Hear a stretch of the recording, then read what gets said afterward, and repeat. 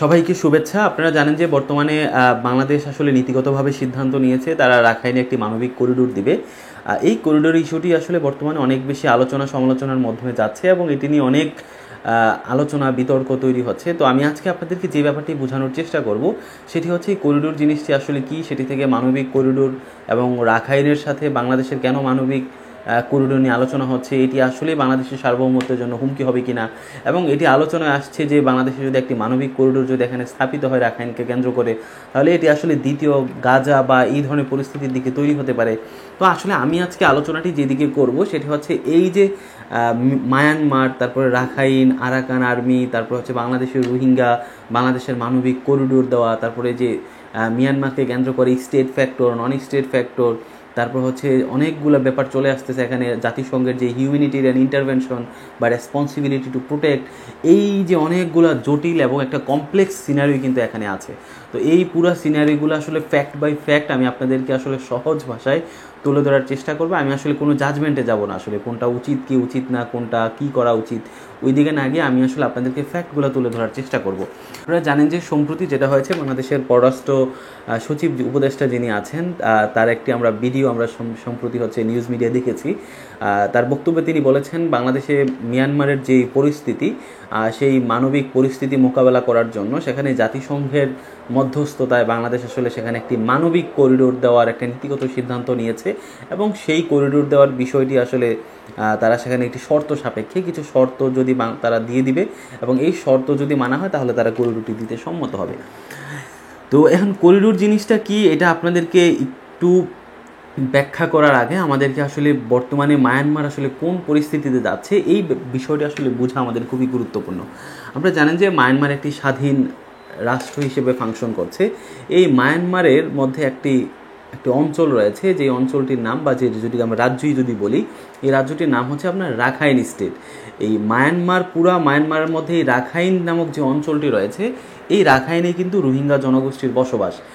এবং আপনারা জানেন এখানে আরেকটা সিগনিফিক্যান্ট ব্যাপার হচ্ছে এই রাখাইন যে অঞ্চলটি যেখানে রোহিঙ্গা জনগোষ্ঠীর বসবাস, এই অঞ্চলের যে নিয়ন্ত্রণ, এখানে একটা সশস্ত্র একটা বিদ্রোহী গ্রুপ রয়েছে, একটা গোষ্ঠী রয়েছে যারা হচ্ছে আরাকান আর্মি নামে পরিচিত। তো যে কারণে আপনারা জানেন যে বর্তমানে এই যে মায়ানমারের যে রাখাইন নামক যে রাজ্যটি রয়েছে, এই রাজ্যটার নিয়ন্ত্রণ মায়ানমারের যে সরকার বা মায়ানমারের যে সেনাবাহিনী, মূল সেনাবাহিনী, তাদের আসলে নিয়ন্ত্রণে নাই। এটা নিয়ন্ত্রণ হচ্ছে এই রাখাইন যে অঞ্চলটা রয়েছে, এই অঞ্চলের পুরোটাই প্রায় হচ্ছে এই যে আরাকান যে আর্মি, এই আরাকান আর্মি হচ্ছে এই রাখাইন যে অঞ্চলটা রয়েছে এই অঞ্চলটার দখল নিয়ে ফেলেছে।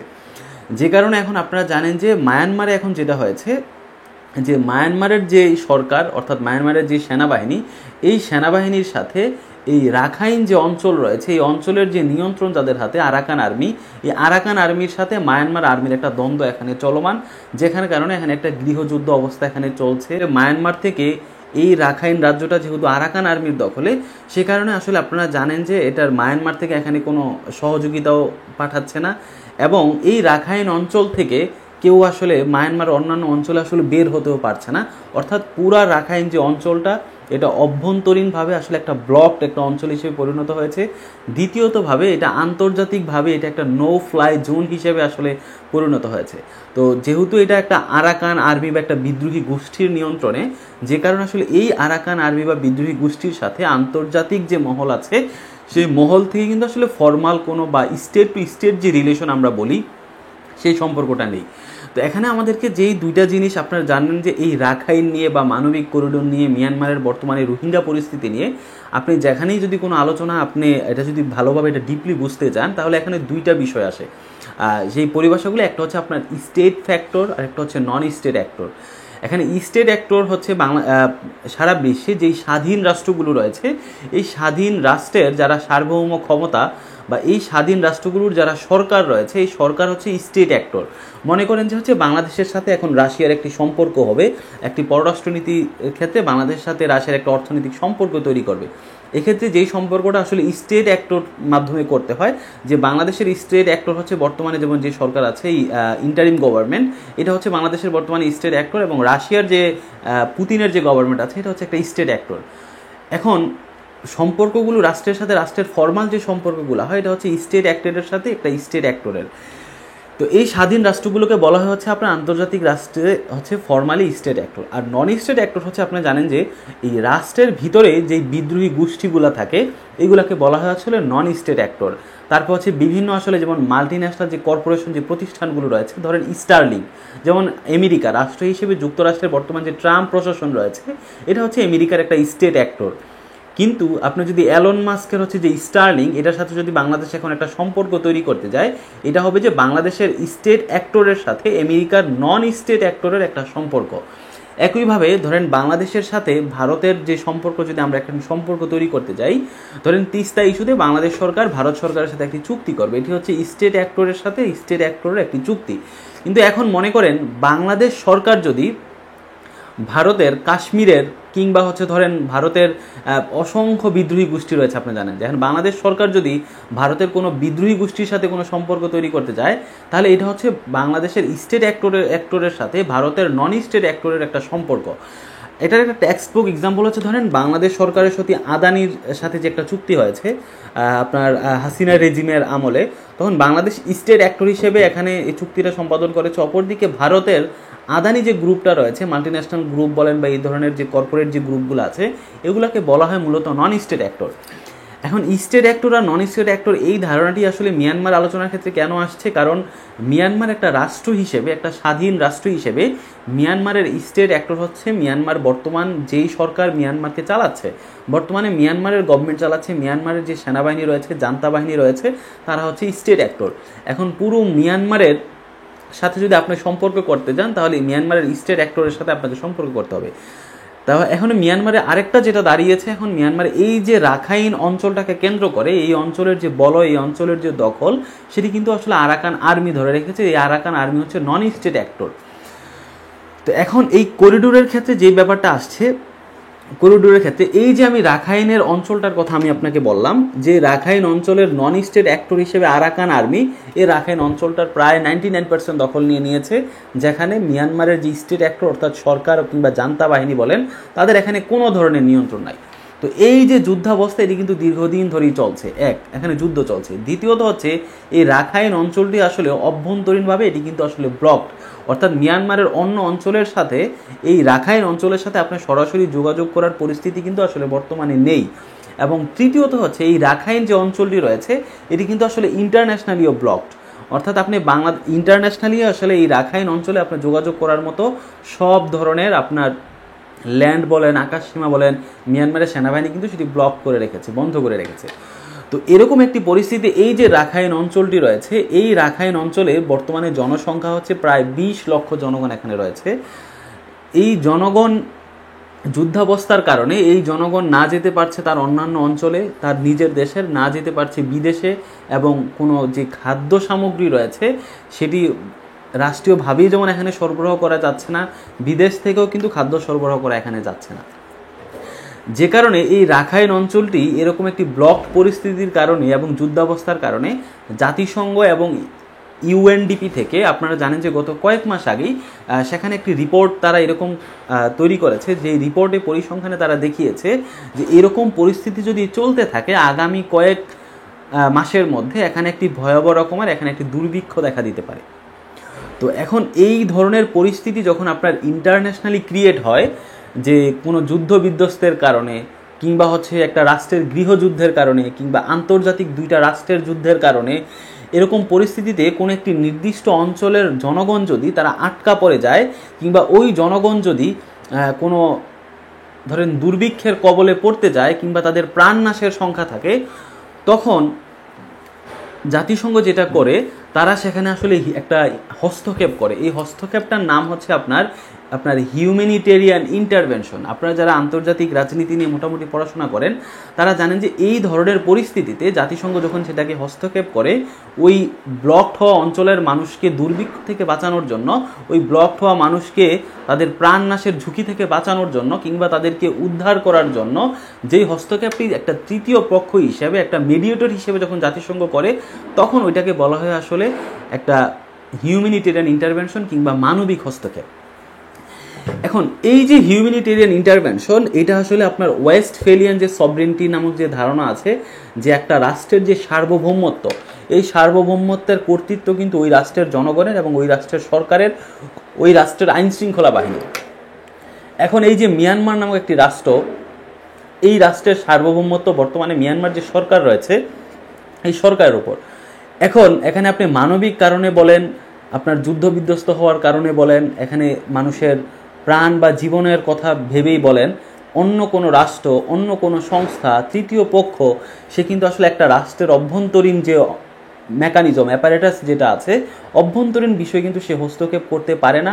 এটা হচ্ছে আপনার যে ওয়েস্টফেলিয়ান যে সভরেন্টি আছে, যে সভরেন্টির অধীনে প্রত্যেকটা রাষ্ট্র স্বাধীনভাবে কাজ করতেছে, সেই ওয়েস্টফেলিয়ান সভরেন্টির আসলে বিপক্ষে। তো এরকম একটি পরিস্থিতি আপনারা জানেন যে এই জাতিসংঘ যখন দেখলো যে এই ধরনের যুদ্ধ বিধ্বস্ত কিংবা ব্লকড হওয়া কিংবা দুর্ভিক্ষের কবলে পড়তে যাওয়া এই জনগোষ্ঠীকে বাঁচানোর জন্য আমি যখন ওই রাষ্ট্রের অভ্যন্তরীণ ব্যাপারে হস্তক্ষেপ করতে পারবো না, তাইলে আসলে আমি এই মানুষগুলোকে আমি কিভাবে রক্ষা করব, এটার অল্টারনেটিভ কি? 2001 সালে জাতিসংঘের মহাসচিব যখন কোফি আনান ছিল, সে দেখলো যে আপনার রুয়ান্ডাতে ওখানে একটা গণহত্যা হচ্ছে, রুয়ান্ডাতে গৃহযুদ্ধ হচ্ছে। তো ওখানকার সার্টেন পিপলকে রক্ষা করার জন্য তার রুয়ান্ডাতে তার হস্তক্ষেপ করতে হবে, তার রুয়ান্ডার যে মানুষজনকে বাঁচাতে হবে। তখন সেটা কিভাবে করবে? তখন সে রেসপন্সিবিলিটি আপনার টু প্রোটেক্ট, যেটাকে হচ্ছে আপনার আরটিপি বলা হয়, এই প্রোটেক্টের অধীনে কোফি আনান যেটা করলো, সে জাতিসংঘে একটা কমিশন গঠন করলো। এই কমিশনটার নাম হচ্ছে আপনার the international commission on intervention and state sovereignty, যেটাকে আসলে সংক্ষেপে আপনারা শুনে থাকবেন, এটা রিসেন্টলি এই টার্মটা, এই কমিশনটাকে সংক্ষেপে বলা হয় ICISS। এই ICISS এই কমিশনের অধীনে জাতিসংঘ তখন কি করে, ওই যুদ্ধ পীড়িত যে অঞ্চলের যে মানুষজন রয়েছে তাদেরকে বাঁচানোর জন্য সে সেখানে হস্তক্ষেপ করে ওই মানুষগুলোকে নিরাপদ স্থানে সে নিয়ে যায়। অথবা যদি এমন হয় ওই ব্লকড অঞ্চলে আমি খাবার পাঠালে কিংবা আমি ওষুধ সরবরাহ করলে ওখানকার মানুষজন দুর্ভিক্ষ থেকে বেঁচে যায়, তখন সে কী করে, ওখানে খাবার পাঠানোর ব্যবস্থা করে, সেখানে ঔষধ পাঠানোর ব্যবস্থা করে, সেখানে হচ্ছে আমাদের মৌলিক বেসিক মানুষের যে বিষয়গুলো রয়েছে সেগুলো সরবরাহ করার ব্যবস্থা করে এই কমিশনের অধীনে। আপনারা যদি রাশিয়া ইউক্রেন যুদ্ধের সময় আপনারা জানেন যে আপনার ইউক্রেনে এই মানবিক সংকট দূর করার জন্য কিন্তু সেখানে এই যে ICISS এই যে কমিশনটি, সেটি হিউম্যানিটেরিয়ান ইন্টারভেনশনের নামে সেখানেও কিন্তু মানবিক সহায়তা দিয়েছিল। এবং এই ধরনের আপনার এই মানবিক সহায়তাটা এটা যেভাবে দিয়ে থাকে, তো এখন এই যে রাখাইন যে অঞ্চলটা রয়েছে আপনার, এই রাখাইন অঞ্চলের যে 20 লক্ষ জনগণ রয়েছে, যারা এভাবে যুদ্ধাবস্থা চলতে থাকলে এবং সেখানে অভ্যন্তরীণভাবে ইন্টারন্যাশনালিভাবে যদি কোনো সহায়তা, সেখানে খাদ্য সরবরাহ থেকে ওষুধ সরবরাহ সহায়তা যদি করা না হয়, তাহলে এই 20 লক্ষ মানুষ কয়েক মাসের মধ্যে তারা দুর্ভিক্ষের কবলে পড়বে। এই দুর্ভিক্ষের কবল থেকে বাঁচানোর জন্য এখন তাদের একটা সলিউশন হিসেবে তারা বলছে যে আমাদের এখানে ইমিডিয়েটলি এই মানুষগুলোকে এখানে খাদ্য সরবরাহ করতে হবে, এখানে মেডিসিন সরবরাহ করতে হবে। তো এখন আপনারা যদি মানচিত্রে যদি একটু দেখেন, এই রাখাইন যে অঞ্চলটি রয়েছে, এই অঞ্চলটি বাংলাদেশের যে আপনার পার্বত্য অঞ্চলের যেই জেলাগুলো রয়েছে, এই জেলাগুলোর সাথে কিন্তু এই রাখাইন যেই স্টেটটি রয়েছে, এই রাখাইন অঞ্চলের কিন্তু একটা সীমানা রয়েছে। অর্থাৎ বাংলাদেশের পার্বত্য অঞ্চলের জেলাগুলোর সাথে রাখাইন অঞ্চলের একটা সীমানা রয়েছে। তো এখন আপনি ওই রাখাইন অঞ্চলের এই 20 লক্ষ মানুষের জন্য খাদ্য সরবরাহ করার জন্য এখন জাতিসংঘ যেটা চাচ্ছে, তারা এই আরও গত কয়েক মাস আগে তারা একটা প্রস্তাব দিয়েছিল যে এই সেখানে দুর্ভিক্ষের কবলে পড়তে যাওয়া এই মানুষগুলোর জন্য ঔষধ এবং খাদ্য সরবরাহ করার জন্য বাংলাদেশের সীমানা থেকে ছোট্ট একটি রাস্তা তাদেরকে দিতে হবে, একটা যেটাকে আপনাকে আসলে বলা হয় যে হিউম্যান প্যাসেজ বলা হয়। এই ধরনের রাস্তা বিশ্বে বর্তমানে যেখানেই ক্রাইসিস চলছে, বিশ্বের অতীতে বলেন বর্তমানে বলেন, বিশ্বের অসংখ্য দেশে এই ধরনের মানবিক করিডোর আসলে এটা স্বাভাবিক একটা বিষয়, এটা দেওয়া হচ্ছে আর কি। অর্থাৎ একটা রাস্তা বাংলাদেশ থেকে দিবে, যে রাস্তার মাধ্যমে জাতিসংঘ বা ইন্টারন্যাশনালি যে সহায়তাগুলো আসবে, খাদ্য থেকে শুরু করে ওষুধ থেকে শুরু করে, সেগুলো আসলে বাংলাদেশের একটা রাস্তা ব্যবহার করে তারা ওই রাখাইন যে রাজ্যটা রয়েছে ওই রাজ্যে তারা পৌঁছে দিবে। অর্থাৎ বাংলাদেশের কিছু ভূখণ্ড ব্যবহার করে সেটা রাখাইন রাজ্যে ঔষধ কিংবা এই খাদ্য পৌঁছে দেওয়াটাই কি বলা হচ্ছে আসলে মানবিক করিডোর। এই করিডোরটাকে আসলে হিউম্যানিটেরিয়ান করিডোর বা মানবিক করিডোর এ কারণেই বলা হয়, কারণ যদি এ কারণেই এগুলাকে বলা হয় যেখানে আসলে মানবিক কারণে সহায়তা করার জন্য একটা রাষ্ট্রের ভূখণ্ড বিভিন্ন শর্ত সাপেক্ষে ব্যবহার করার যে সুযোগটি দেওয়া, সেই সুযোগটি দেওয়া কি যেহেতু এটি মানবিক কারণে, যে কারণে এটিকে হিউম্যানিটেরিয়ান করিডোর বা মানবিক করিডোর বলা হয়। এই হচ্ছে পরিস্থিতি।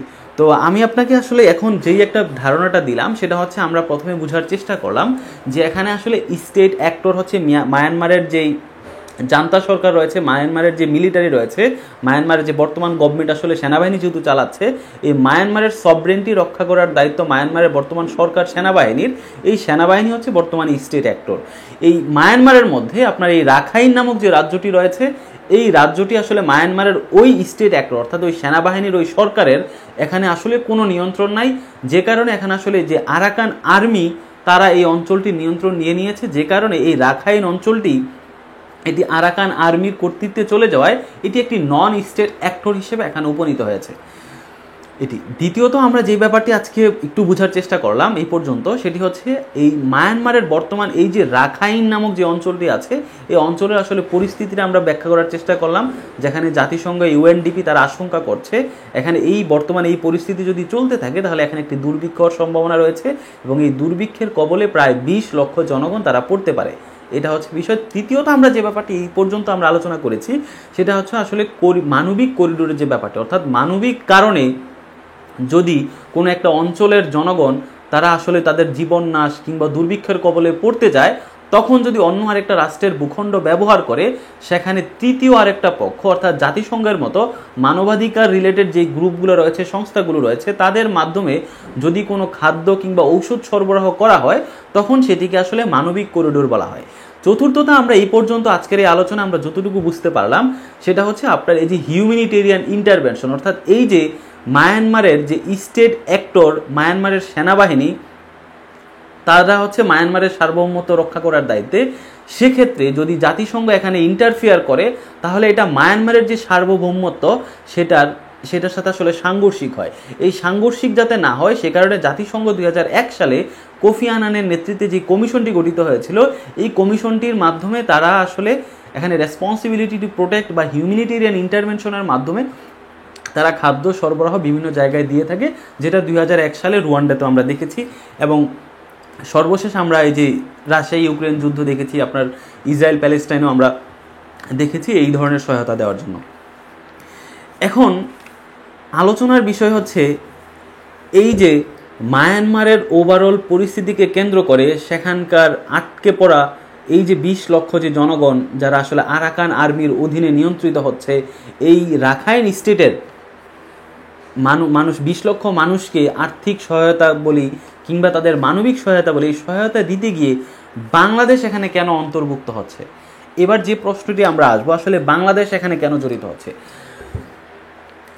এখন আপনারা জানেন যে জাতিসংঘের মহাসচিব বাংলাদেশে এসেছে এবং গত কয়েক মাস ধরে কন্টিনিউয়াসলি জাতিসংঘ বাংলাদেশকে অনুরোধ জানাচ্ছে যে এই 20 লক্ষ মানুষকে দুর্ভিক্ষ থেকে বাঁচানোর জন্য বাংলাদেশ যেন আসলে সহায়তা করে, অর্থাৎ বাংলাদেশ যেন মানবিকভাবে একটা জাস্ট হিউম্যানিটেরিয়ান বা একটা হিউম্যান প্যাসেজ বা একটা ছোট রাস্তা তারা দেয়, যেখান দিয়ে যেই রাস্তা ব্যবহার করে আমরা ওই রাখাইন রাজ্যে আমাদের খাদ্য সরবরাহ করতে পারবো।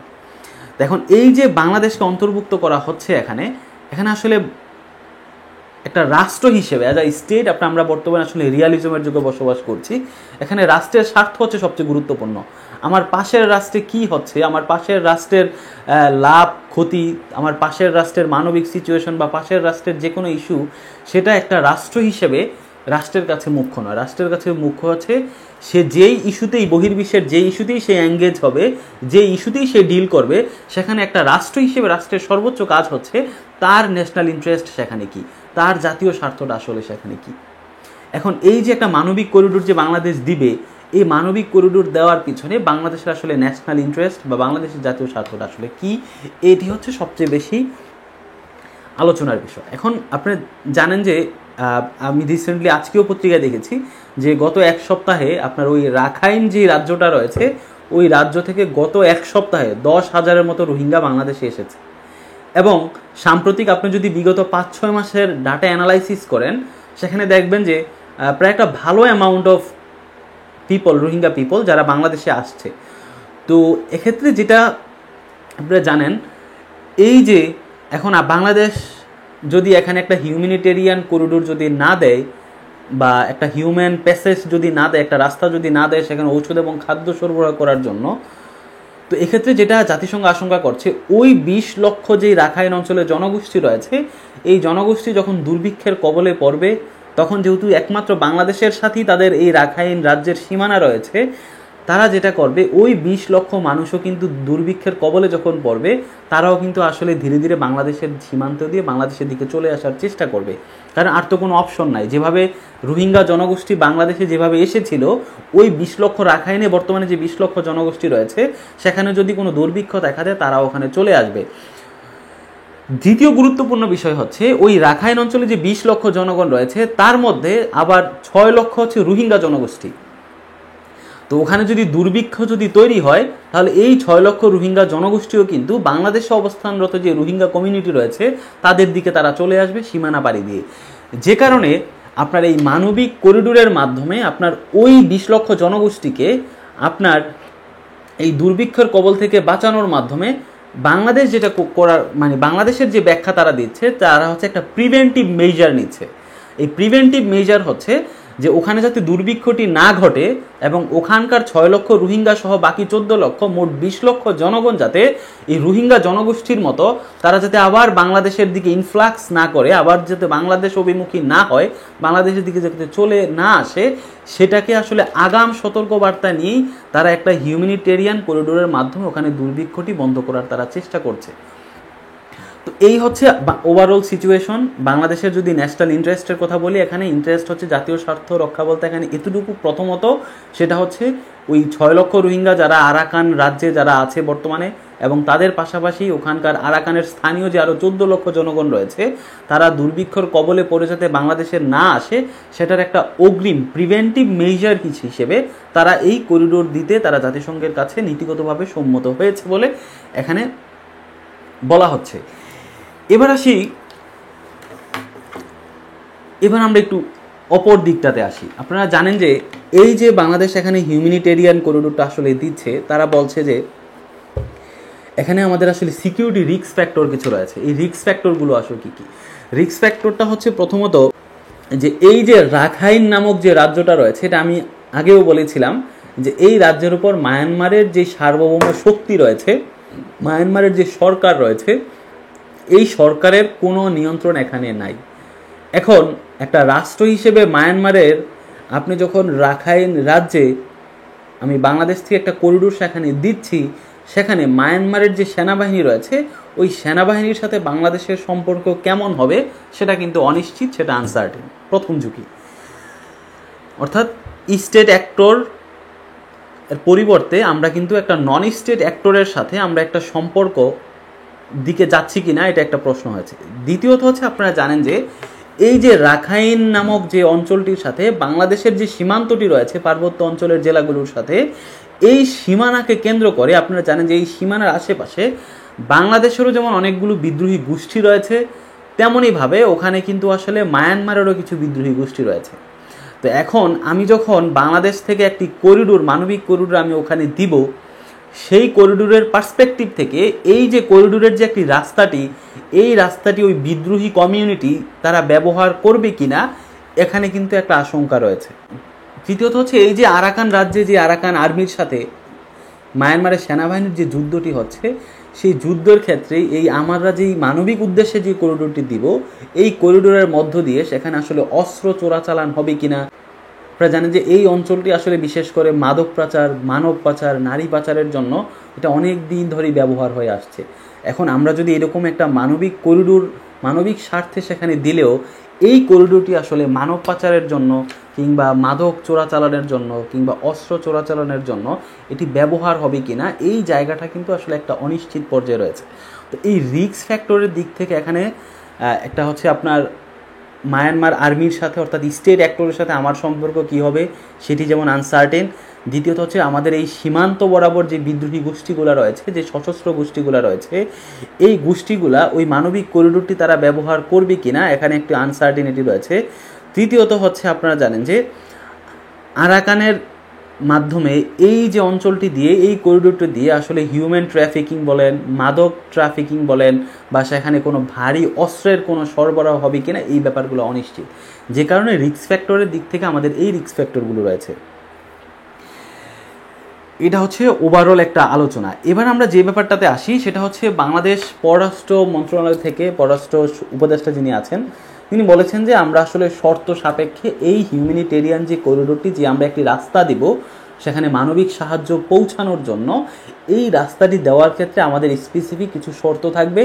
যদি জাতিসংঘ এবং হচ্ছে অন্যান্য স্টেক হোল্ডার, আরাকানে যারা আছে এবং মায়ানমারে যারা আছে, সব স্টেক হোল্ডার যদি আমাদের এই শর্তগুলা মানে, তখনই আমরা কেবল এই ধরনের করিডোরটি দেবো। তাহলে এখন আসলে শর্তগুলা কি কি, এই শর্তগুলা সম্পর্কে আসলে আমি পত্রিকা অনেকগুলা ঘাটাঘাটি করার চেষ্টা করেছি, বিভিন্ন নিউজ মিডিয়া দেখার চেষ্টা করেছি, এই শর্তগুলো আসলে পাইনি।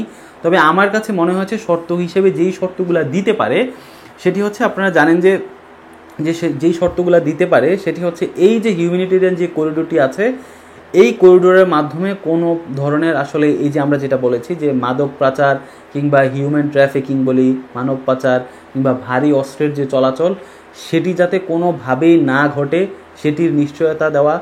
দ্বিতীয়ত হচ্ছে এই যে সশস্ত্র যে গোষ্ঠীগুলো রয়েছে সীমান্ত বরাবর, এই গোষ্ঠীগুলো যেন এই মানবিক করিডোরটাকে নিজেদের স্বার্থে ব্যবহার করতে না পারে সেটির নিশ্চয়তা দেওয়া।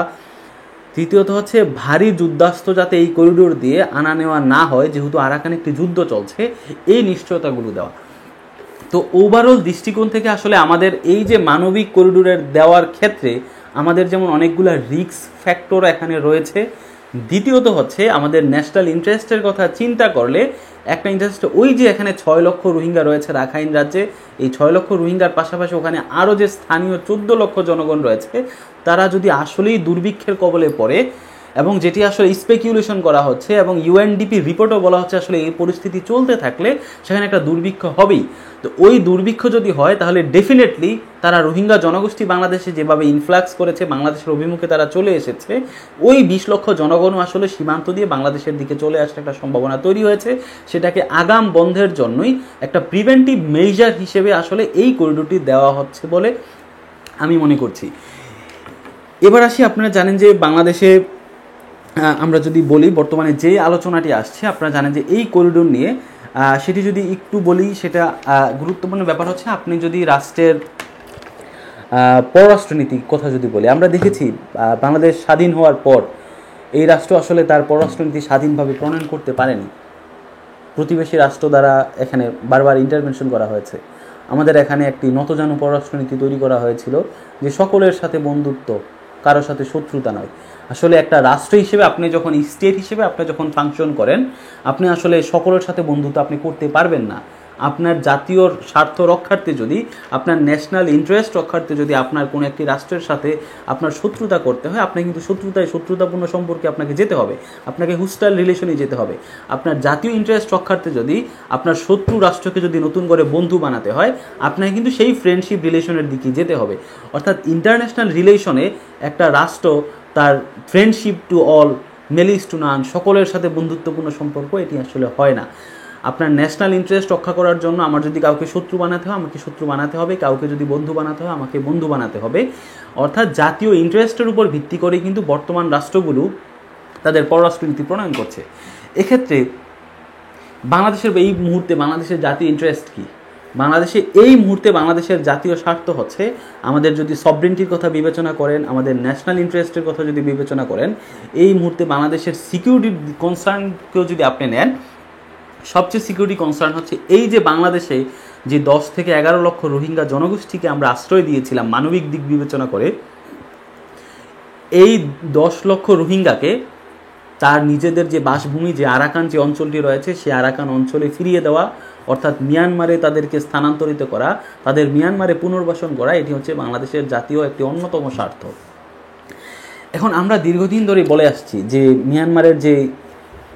মিয়ানমার থেকে পালিয়ে আসা বা মিয়ানমার থেকে বিতাড়িত হয়ে আসা যে রোহিঙ্গা জনগোষ্ঠী বাংলাদেশে আশ্রয় নিয়েছে, এই রোহিঙ্গাদেরকে আমরা ফেরানোর জন্য আমরা বারবার বলছি যে এখানে ভারত যদি এগিয়ে আসে তাহলে এই রোহিঙ্গাদের ফেরানো সম্ভব। আজ পর্যন্ত ভারত এগিয়ে আসে নাই। আমরা বলছি যদি চীন যদি এখানে এগিয়ে আসে তাহলে এই রোহিঙ্গাদের ফেরানো সম্ভব। চীন এগিয়ে আসে নাই, আজ পর্যন্ত হয় নাই।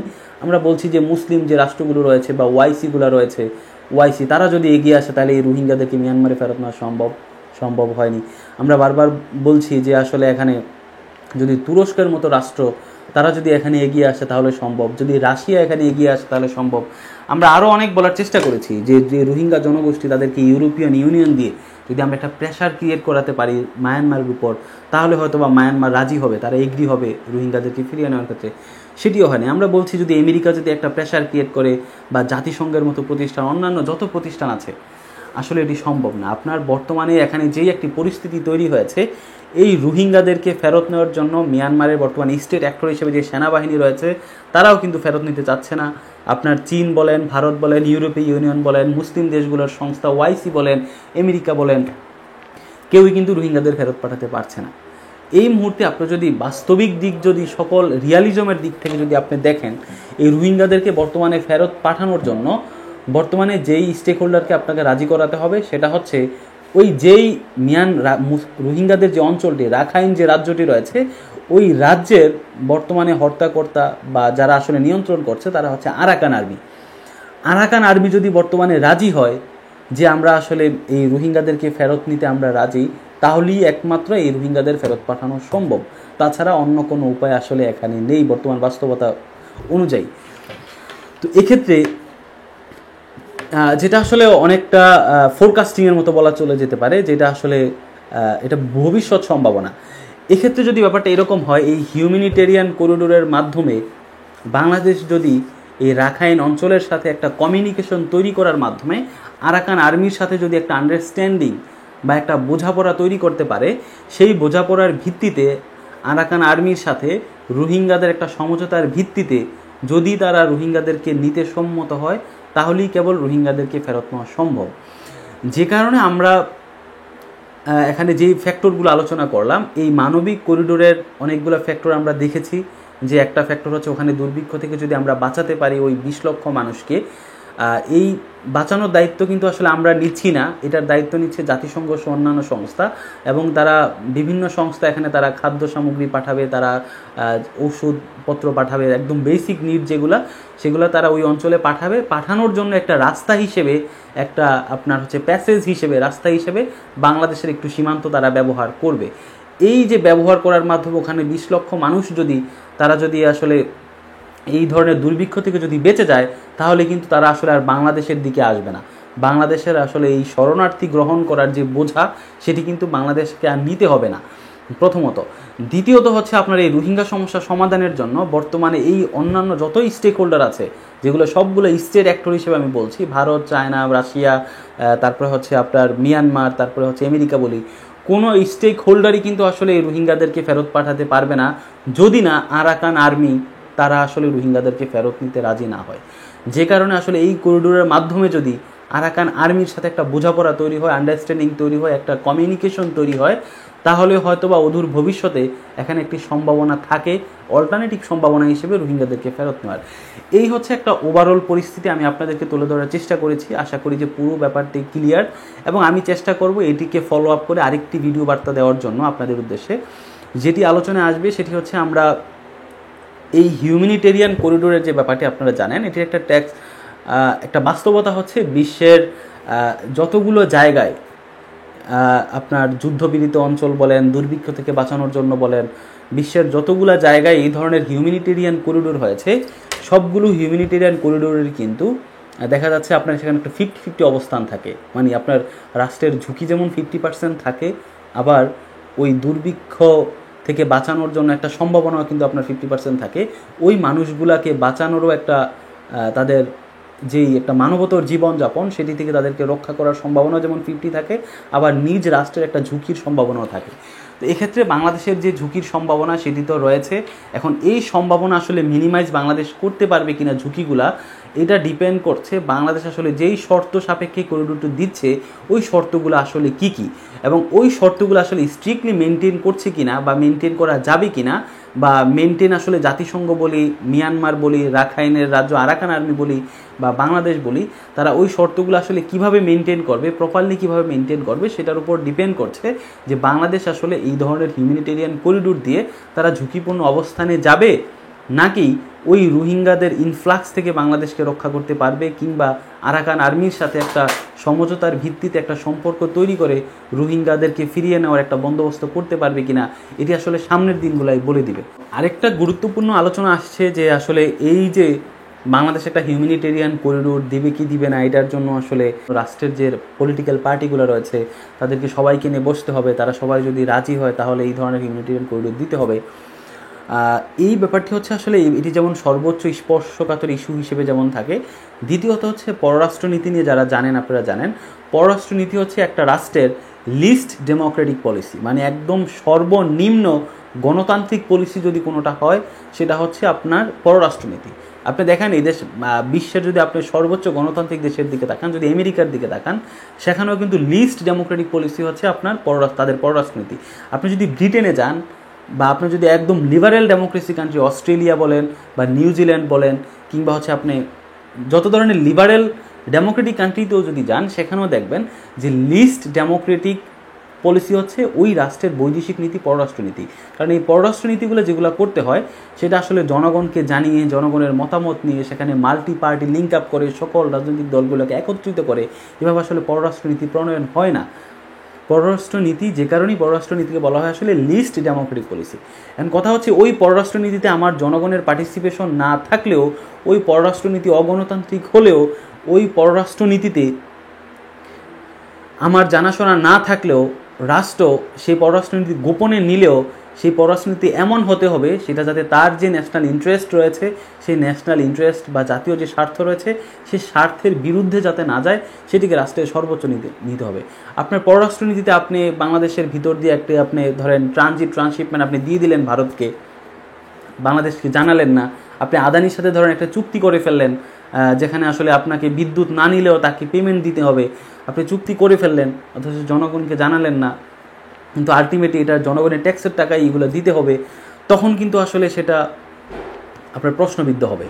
যে কারণে আসলে বলা হচ্ছে যে পররাষ্ট্রনীতি আপনার লিস্ট ডেমোক্রেটিক পলিসি হলেও সেটার একদম একমাত্র মানদণ্ড হবে আপনার জাতীয় স্বার্থ। আপনার ওই পররাষ্ট্রনীতি যদি জাতীয় স্বার্থকে মেনটেন করে তাহলে দ্যাটস ওকে, এটাতে জনগণের অংশগ্রহণ না থাকলেও চলে, এতে পার্টিগুলার মাল্টি পার্টি লিঙ্ক আপ না থাকলেও চলে।